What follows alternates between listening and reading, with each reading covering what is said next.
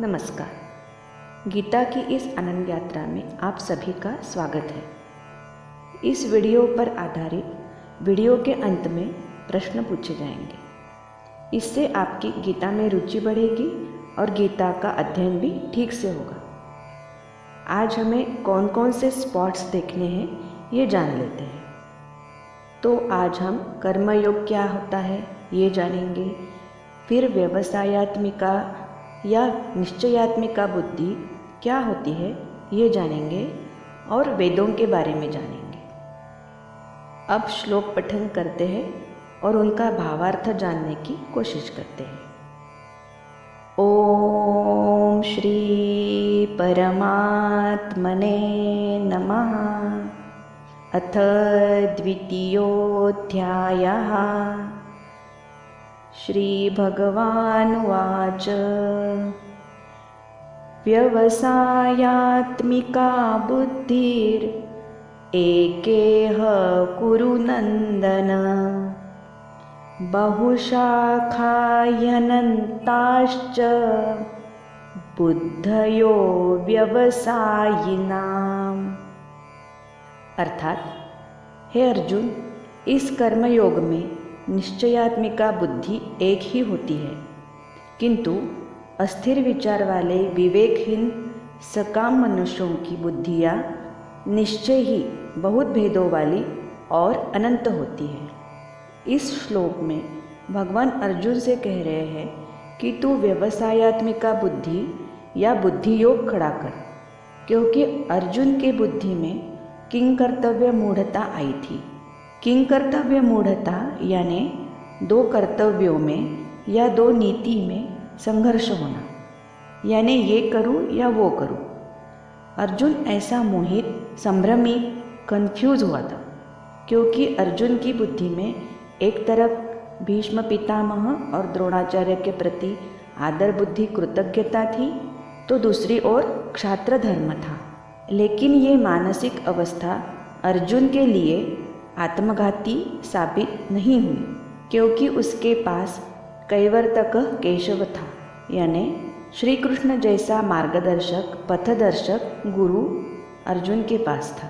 अर्जुन जैसी ही स्थिति शेक्सपियर के हैमलेट और कोरियोलैनस की थी, और ऐसी मानसिक स्थिति उनके लिए आत्मघाती सिद्ध हुई, क्योंकि उनके पास पथदर्शक श्री कृष्ण नहीं थे। इसलिए भगवान श्री कृष्ण को, यानी उनके तत्वज्ञान को, विचारधारा को हम भूल गए तो आध्यात्मिक तो क्या, हमारी भौतिक भी उन्नति नहीं हो सकती। अर्जुन जैसी किंग कर्तव्य मूढ़ बुद्धि हम सबकी होती है। किंग कर्तव्य मूढ़ता के बाद बुद्धि की भावनावस्था आती है। भाव विवश बुद्धि यानी सुख दुख, मान अपमान, लोभ भय, क्रोध बैर, मत्सर इत्यादि अनंत भावनाओं का मन पर परिणाम होता है। उस कारण हमारी कृति बदलती है। किसी ने अपमान किया, दुख दिया तो बैरभाव उत्पन्न होता है। मन पूर्वग्रह दोष युक्त हो जाता है। भाव विवशता से बुद्धि दुर्बल होती है। इसलिए श्री कृष्ण अर्जुन को कह रहे हैं कि तू दुर्बल बुद्धि का मत बन, निश्चयात्मिका बुद्धि का हो। निश्चयात्मिका बुद्धि या व्यवसायात्मिका बुद्धि का अर्थ है जागरूक सावधानता, यानी बीवेयरनेस। जागरूक सावधान बुद्धि नहीं रही तो भावना विवश बुद्धि से हमारा आत्मघात होता है, पछताना पड़ता है। शुरू में जीवन में किंकर्तव्य मूढ़ता आना अच्छा है। जीवन में कुछ असंतुष्टता, गड़बड़ होनी ही चाहिए। मिल नाम का फिलोसोफर तत्वज्ञ कहता है, I shall be a dissatisfied Socrates than an satisfied pig, यानी संतुष्ट सुअर से असंतुष्ट सोक्रेटिस होना अच्छा है। शुरू में तो ये ठीक है, लेकिन बाद में बुद्धि को निश्चयात्मिका, व्यवसायात्मिका बुद्धि बनानी है, यानी जागरूक सावधानता, बीवेयरनेस लाना है। अब आगे के 3 श्लोक पठन करते हैं। यामिमां पुष्पितां वाचं प्रवदन्त्य विपश्चितः वेदवादरतः पार्थ नान्यदस्तीति वादिनः। कामात्मानः स्वर्गपरा जन्मकर्मफलप्रदां क्रियाविशेषबहुलां भोगैश्वर्यगतिं प्रति भोगैश्वर्यप्रसक्तानां तयापहृतचेतसां व्यवसायात्मिका बुद्धिः समाधौ न विधीयते। अर्थात हे अर्जुन, जो भोगों में तन्मय हो रहे हैं, जो कर्मफल के प्रशंसक वेद वाक्यों में ही प्रीति रखते हैं, जिनकी बुद्धि में स्वर्ग ही परम प्राप्य वस्तु है और जो स्वर्ग से बढ़कर दूसरी कोई वस्तु ही नहीं है, ऐसा कहने वाले हैं, वे अविवेकी जन इस प्रकार की जिस पुष्पित अर्थात दिखाऊ शोभायुक्त वाणी को कहा करते हैं, जो कि जन्मरूप कर्मफल देने वाली एवं भोग तथा ऐश्वर्य की प्राप्ति के लिए नाना प्रकार की बहुत सी क्रियाओं का वर्णन करने वाली है, उस वाणी द्वारा जिनका चित्त हर लिया गया है, जो भोग और ऐश्वर्य में अत्यंत आसक्त है, उन पुरुषों की परमात्मा में निश्चयात्मिका बुद्धि नहीं होती। इन श्लोकों में वेदों का उल्लेख किया है, तो हम थोड़ा वेदों के बारे में जानते हैं। जैसे ही पृथ्वी पर मानव की उत्पत्ति हुई, वैसे भगवान ने वेद निर्माण किए। क्यों वेद निर्माण किए? चलिए उसका कारण देखते हैं। बच्चे का जन्म होते ही जैसे हर माता पिता अपने बच्चों का सुख, विकास, उनकी अच्छी परवरिश, डेवलपमेंट चाहते हैं और सब कुछ देने की कोशिश करते हैं, बस उसी तरह भगवान ने उनके बच्चों को यानी हम सारे मानव को सुखी रखने के लिए, उनकी अच्छी तरह से पूरी डेवलपमेंट होने के लिए सारी व्यवस्था करके रखी है। और वो व्यवस्था है वेदों की निर्मिति। वेदों में ज्ञान, कर्म और भक्ति बताई है। वेदों में सुखी होने का, ऐश्वर्यवान, सद्गुणी, नीतिमान होने का, विकास करने के सब तरीके बताए हैं, उसका मार्गदर्शन किया है। वेदों में कर्म संबंधित बताया है कि कौन कौन से कर्म करने से, यज्ञ करने से कौन से सुख ऐश्वर्य मिलते हैं, क्या क्या इष्ट प्राप्ति होती है, इसका अच्छी तरह से सुंदर वर्णन किया है। और वो सब प्राप्त करने की पद्धति, उपाय, मेथड भी बताई है।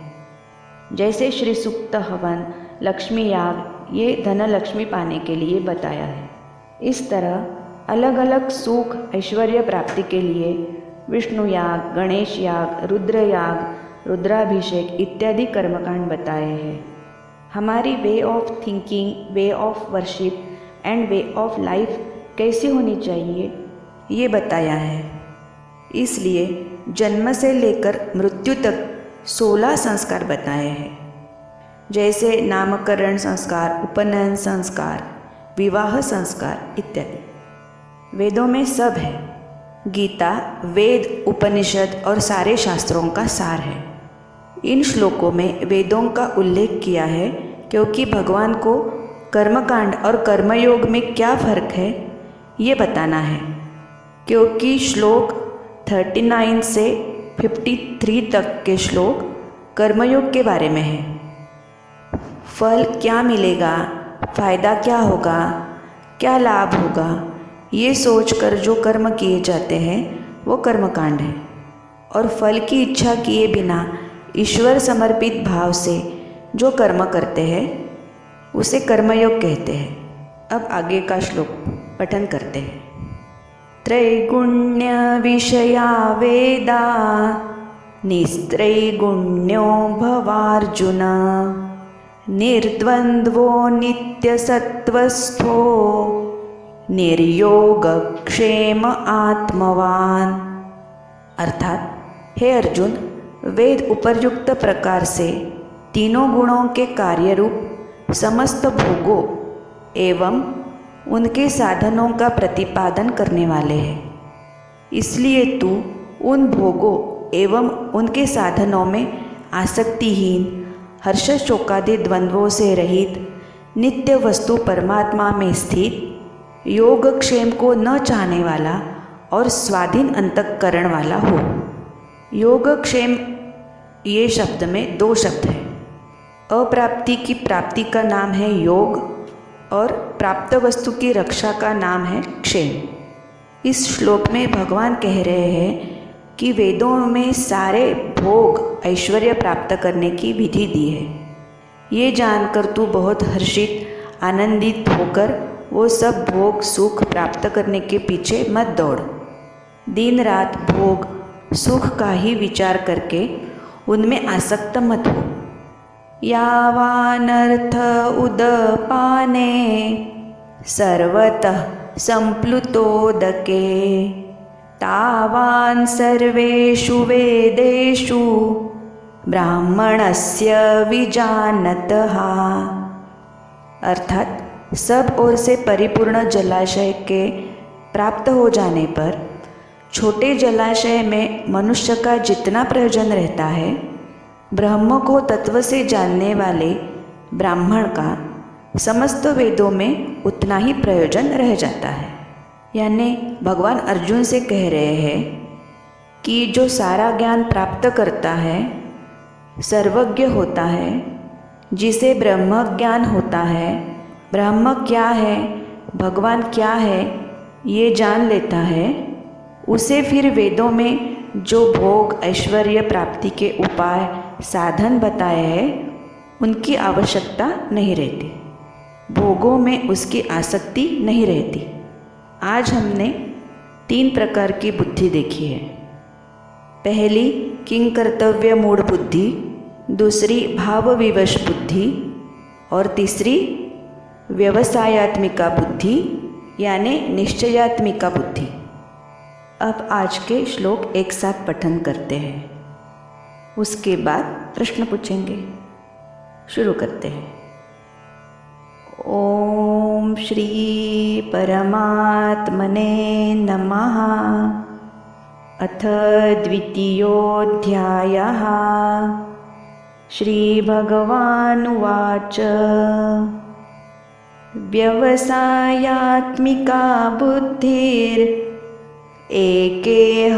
कुरु नन्दन बहुशाखाह्यनन्ताश्च बुद्धयो व्यवसायिनां यामिमां पुष्पितां वाचं प्रवदन्त्यविपश्चितः वेदवादरताः पार्थ नान्यदस्तीति वादिनः कामात्मानः स्वर्गपरा जन्मकर्मफलप्रदां क्रियाविशेषबहुलां भोगैश्वर्यगतिं प्रति भोगैश्वर्यप्रसक्तानां तयापहृतचेतसां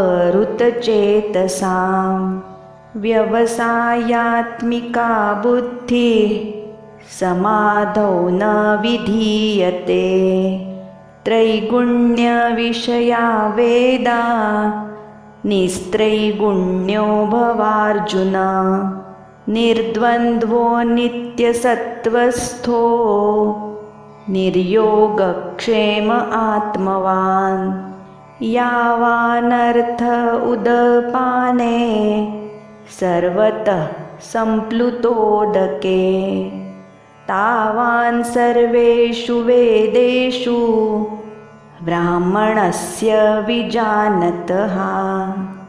अब प्रश्न की बारी। पहला प्रश्न है, व्यवसायात्मिका बुद्धि यानी निश्चयात्मिका बुद्धि किसे कहते हैं और वो कौन से श्लोक में बताई है। दूसरा प्रश्न, आज हमने कितने प्रकार की बुद्धि देखी और उनके नाम क्या है।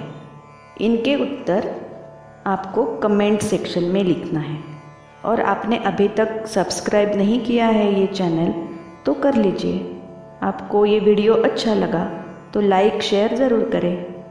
मिलते हैं नए वीडियो में, तब तक श्लोक कंठस्थ करें।